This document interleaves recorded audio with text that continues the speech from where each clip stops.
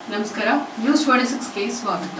ಕೆಸ್ತೂರು ಗ್ರಾಮದಲ್ಲಿ ಶಾಲಾ ಮಕ್ಕಳಿಗೆ ತಟ್ಟೆ ಲೋಟ ವಿತರಣೆ. ಚಾಮರಾಜನಗರ ಜಿಲ್ಲೆಯ ಯಳಂದೂರು ತಾಲೂಕಿನ ಕೆಸ್ತೂರು ಗ್ರಾಮದ 2ನೇ ಹಿರಿಯ ಪ್ರಾಥಮಿಕ ಶಾಲೆಯಲ್ಲಿ ಬುಧವಾರ ಕೆಸ್ತೂರು ಗ್ರಾಮದವರಾದ ಹಾಗೂ ಬಿಎಂಎಸ್ ಕಾಲೇಜಿನ ಪ್ರೊಫೆಸರ್ ಡಾಕ್ಟರ್ ರಂಗಸ್ವಾಮಿ, ಶ್ರೀಮತಿ ಧನಲಕ್ಷ್ಮಿ ಕುಟುಂಬ ವರ್ಗದ ವತಿಯಿಂದ ಗ್ರಾಮದ 2ನೇ ಸರ್ಕಾರಿ ಹಿರಿಯ ಪ್ರಾಥಮಿಕ ಶಾಲೆಯ ಶಾಲಾ ಮಕ್ಕಳಿಗೆ ಮಧ್ಯಾಹ್ನದ ಬಿಸಿ ಊಟಕ್ಕೆ ಅನುಕೂಲವಾಗುವಂತೆ ಉಡುಗೊರೆಯಾಗಿ ತಟ್ಟೆ ಲೋಟ ವಿತರಣೆ ಮಾಡಿದ್ದಾರೆ. ಇದೇ ಸಂದರ್ಭದಲ್ಲಿ ಶ್ರೀಮತಿ ಧನಲಕ್ಷ್ಮಿ, ಡಾಕ್ಟರ್ ರಂಗಸ್ವಾಮಿ ಮಾತನಾಡಿ, ಗ್ರಾಮೀಣ ಪ್ರದೇಶಗಳ ಶಾಲೆಗಳ ಅಭಿವೃದ್ಧಿಗೆ ಹೆಚ್ಚಿನ ಆದ್ಯತೆಗೆ ಈ ನಿಟ್ಟಿನಲ್ಲಿ ಕೆಸ್ತೂರು ಗ್ರಾಮದ ಶಾಲಾ ಮಕ್ಕಳಿಗೆ ಶೈಕ್ಷಣಿಕ ಅಭಿವೃದ್ಧಿಗೆ ಪೂರಕವಾಗುವಂತೆ ಇಲ್ಲಿನ ಶಿಕ್ಷಕರು ಮತ್ತು ಶಾಲಾ ಅಭಿವೃದ್ಧಿ ಸಮಿತಿಯ ಸದಸ್ಯರು ಒಗ್ಗಟ್ಟಿನಿಂದ ಕಾರ್ಯಪ್ರವೃತ್ತರಾಗಿದ್ದು, ಈ ಶಾಲೆಯಲ್ಲಿ ಓದುವ ವಿದ್ಯಾರ್ಥಿಗಳು ಹೆಚ್ಚಿನ ರೀತಿಯಲ್ಲಿ ಶೈಕ್ಷಣಿಕ ಮತ್ತು ಜ್ಞಾನಾರ್ಜನೆಗೆ ಒತ್ತು ನೀಡಿ ಇಂಗ್ಲಿಷ್ ಭಾಷೆಗೂ ಹೆಚ್ಚಿನ ಗಮನ ಹರಿಸಿ ಶಿಕ್ಷಣ ಪಡೆಯುವ ಮೂಲಕ ಉತ್ತಮ ಪ್ರಜೆಗಳಾಗಿ ರೂಪುಗೊಳ್ಳಬೇಕು ಅಂತ ಸಲಹೆ ನೀಡಿದರು. ಈ ಸಂದರ್ಭದಲ್ಲಿ ಶಾಲೆಯ ಮುಖ್ಯ ಶಿಕ್ಷಕರಾದ ಎಸ್ ಸಿದ್ದರಾಜು, ದಾನಿಗಳಾದ ಡಾಕ್ಟರ್ ರಂಗಸ್ವಾಮಿ, ಶ್ರೀಮತಿ ಧನಲಕ್ಷ್ಮಿ, ಎಸ್ಡಿಎಂಸಿ ಅಧ್ಯಕ್ಷರಾದ ಶಾಂತರಾಜು, ಮಾಜಿ ಅಧ್ಯಕ್ಷರು ಹಾಗೂ ಸದಸ್ಯರಾದ ಚಿನ್ನಸ್ವಾಮಿ ರಾಜು, ಚಿಕ್ಕಬಸವಯ್ಯ, ಸಮಾಜ ಸೇವಕ ಕೆಸ್ತೂರು ಶಾಂತರಾಜ್, ಮಾದೇಶ್, ಶಿಕ್ಷಕರಾದ ನಂಜಯ್ಯ, ರಾಜೇಶ್, ಜಯಶ್ರೀ, ಮಾಲವತಿ ಹಾಗೂ ಗ್ರಾಮದ ಮುಖಂಡರು, ಶಾಲಾ ವಿದ್ಯಾರ್ಥಿಗಳು, ಶಾಲಾ ಶಿಕ್ಷಕರು, ಶಾಲೆಯ ಸಿಬ್ಬಂದಿಗಳು, ಪೋಷಕರು ಹಾಜರಿದ್ದರು. ವರದಿ ಎಸ್ ಪುಟ್ಟಸ್ವಾಮಿ ಹೊನ್ನೂರು, ನ್ಯೂಸ್ 26 ಕನ್ನಡ, ಚಾಮರಾಜನಗರ.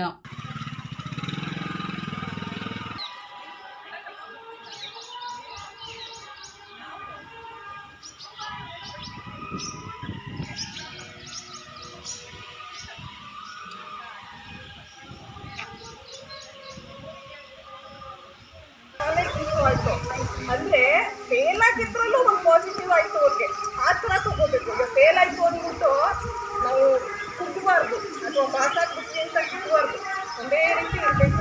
ಇವಾಗ ಫೇಲ್ ಆಗಿದ್ದಕ್ಕೆ ಅವ್ರು 1 ವರ್ಷ ಬರೀ ಇಂಗ್ಲೀಷ್ನೇ ಓದಿದ್ರು ಬೇಸಿಕ್ಕಿಂದ. ಸೊ ಅವ್ರಿಗೆ ಇಂಗ್ಲೀಷ್ ಮಾತಾಡೋದು ಬಂತು. ನಿಮಗೆಲ್ಲ ಇವಾಗ ಅಷ್ಟೊಂದು ಫ್ಲೂಯೆಂಟ್ ಇಂಗ್ಲೀಷ್ ಬರಲ್ಲ ಅಲ್ವಾ? ಆ ಥರ ಬರಬೇಕು ಅಂದರೆ ನೀವು ತುಂಬ ಗಮನ ಇಟ್ಟು ಓದಿ ಕಲಿಯೋದಕ್ಕೆ ಮನಸ್ಸು ಮಾಡಬೇಕು. ಮನಸ್ಸು ಮಾಡಿದ್ರೆ ಏನು, ಈ ಎಲ್ಲ ಫಾರಿನ್ ಸ್ಟೂಡೆಂಟ್ಸ್ ಬರ್ತಾರೆ ಇಂಜಿನಿಯರಿಂಗ್ ಮಾಡೋಕ್ಕೆ, ಬರೀ ಇಂಗ್ಲೀಷ್ ಮಾತಾಡೋರೆ ಬರೋದು. ಅಲ್ಲಿ ಇವರು ಹ್ಯಾಂಡಲ್ ಮಾಡೋಕ್ಕೆ ಸಾಧ್ಯನೇ ಇಲ್ಲ. ಇಂಗ್ಲೀಷ್ ಮಾತಾಡ್ಕೊಂಡು ಹ್ಯಾಂಡಲ್ ಮಾಡ್ತಾ ಇದ್ದಾರೆ ಅಂದರೆ ಇಂಗ್ಲೀಷ್ ಫೇಲ್ ಆಗಿದ್ದಕ್ಕೆ, ಅದಕ್ಕೆ ಕಲ್ತರು. ಅವ್ರು ಜಸ್ಟ್ ಪಾಸ್, ಒಂದು 35 ಮಾರ್ಕ್ಸ್ ಪಾಸ್ ಆಗಿ ಹೋಗ್ಬಿಟ್ಟಿದ್ದೀರಿ. ಅವ್ರದ್ದು ನೆಗ್ಲೆಕ್ಟ್ ಮಾಡಿರೋರು, ಅದು ಓದ್ತಾನೆ ಇರಲಿಲ್ಲ, ಗೊತ್ತಾಗಿರೋರು ಹಾಗೆ.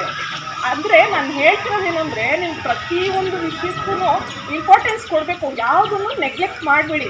ಈ ಕಾಲದಲ್ಲಿ ಇಂಗ್ಲೀಷ್ ಇಂಪಾರ್ಟೆಂಟ್ ಇದೆ. ಸೊ ಇಂಗ್ಲೀಷ್ ಕಲೀರಿ, ಒಂದು ಬುಕ್ ತೊಗೊಂಡು ಇಂಗ್ಲೀಷ್ ಕಲೀರಿ. ನಿಮಗೆ ಆತ್ಮವಿಶ್ವಾಸ ಬರುತ್ತೆ, ಸೆಲ್ಫ್ ಕಾನ್ಫಿಡೆನ್ಸ್ ಬರುತ್ತೆ ಒಳಗಡೆಯಿಂದ.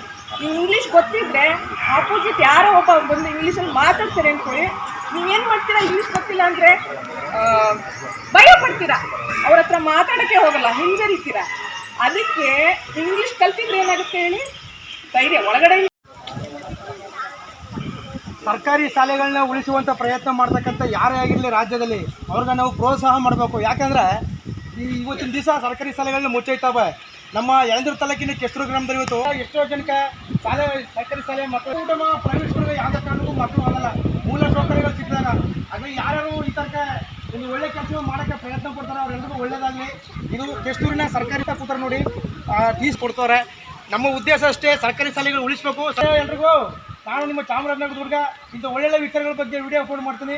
ಎಲ್ಲರೂ ಸಹಕಾರ ಮಾಡಿ.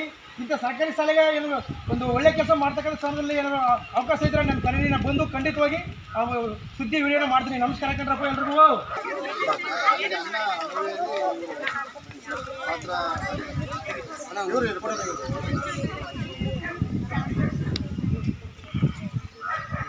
ಇನ್ನಷ್ಟು ಸುದ್ದಿಗಾಗಿ ನೋಡ್ತಾ ಇರಿ ನ್ಯೂಸ್ 26 ಕನ್ನಡ. ನಾವು ನಿಮ್ಮೊಂದಿಗೆ.